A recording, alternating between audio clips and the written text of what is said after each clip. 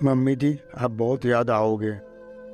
याद है मुझको वो दिन जब मैं शादी करके ससुराल आई। सब कुछ अनजाना सा था। मेहमान चले गए। मैं ससुराल में ही रह रही थी। इनको गुड़गांव जाना था और वो अपनी नौकरी के लिए चले गए।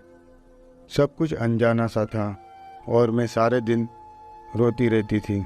मुझे घर की बहुत याद आती थी। मैं खाना बनाती पर बहुत बार मैं खाना खा नहीं पाती थी।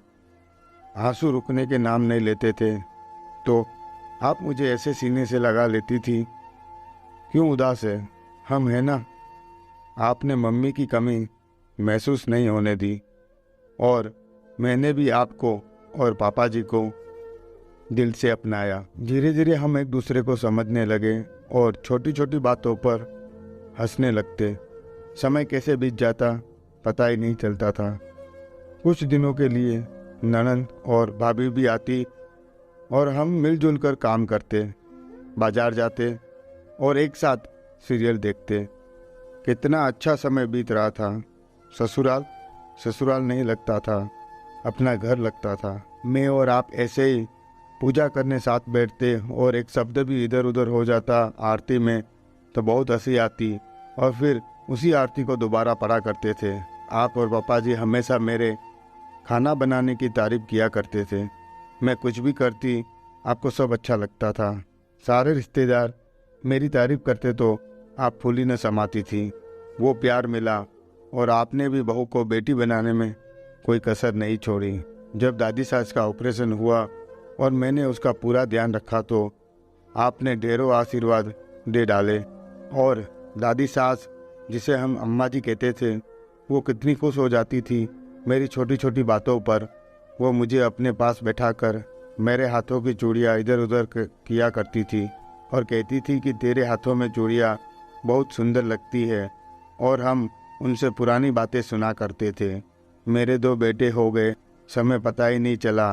वो दोनों आपको और पापा जी को कितना प्यार किया करते हैं और पापा जी हमेशा मजाक करते रहते थे कि पूजा पाठ में लगी रहेगी या घर में बच्चों की बातें भी सुनेगी।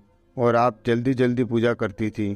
पापा जी आप पर हंसी मजाक करते, खूब ध्यान रखते थे। ऐसा ही घर का माहौल मेरे मायके में भी था और अच्छा लगता था। हंसी खुशी से सुबह से रात हो जाती थी, पता ही नहीं चलता था। 7-8 महीने के बाद मैं गुड़गांव चली गई और आप 2-3 दिन पहले से ही रोने लग जाती थी। आप जैसे कोई माँ अपनी बेटी की विदा होने पर रोती है वैसे रोती थी। आपके आंसू रुकते ही नहीं थे। अम्मा जी भी कितना रोई थी याद है मुझको। और जब हम 2-3 महीने में किसी त्योहार पर घर जाया करते थे तो आप मेरी पसंद की हर चीज़ बना कर रखती और जब मैं कहती कि आपने इतना कुछ क्यों बना दिया, मैं खुद कर लेती, तो आप कहती कल से तुम मुझे कहाँ रसोई में जाने दोगी। पर शायद भगवान को यह हंसी खुशी मंजूर नहीं थी। उसी का माहौल में न जाने किसकी नज़र लग गई और आपकी तबीयत खराब हुई। शुगर की वजह से आप बेहद कमज़ोर हो गई। एक दिन जब डॉक्टर से चेकअप कराया तो कैंसर ने आपको जकड़ लिया था। आपको आंतों का कैंसर था।